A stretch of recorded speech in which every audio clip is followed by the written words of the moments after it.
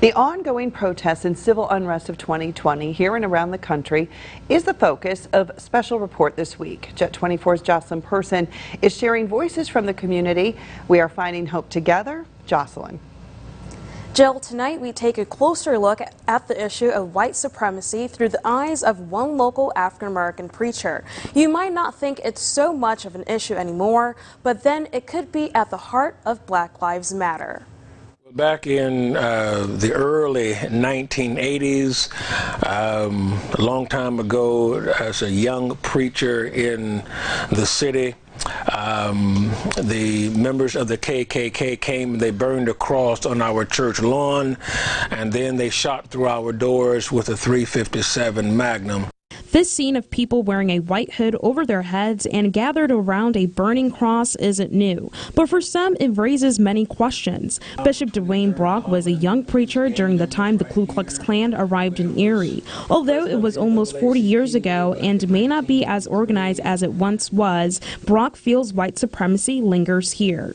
I think that white supremacy and systemic racism is a demon that needs to be identified and dealt with within the confines of Erie, Pennsylvania, in this county. The bishop believes white supremacy is a cloud that continues to shadow American history.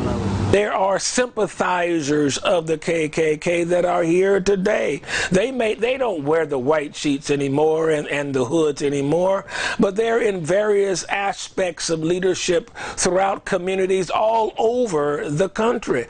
The well-known community leader is convinced white supremacy is the root of racism and that white privilege came from slave ownership. You never did anything to black folk. You never pushed slavery or anything of that nature, but you benefited from what your ancestors did. You benefited.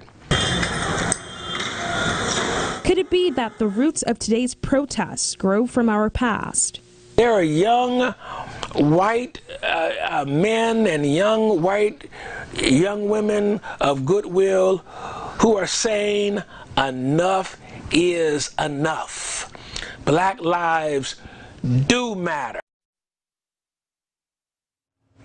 And tomorrow we will continue finding hope together and hear from an Erie woman on how she viewed America as Little Heaven.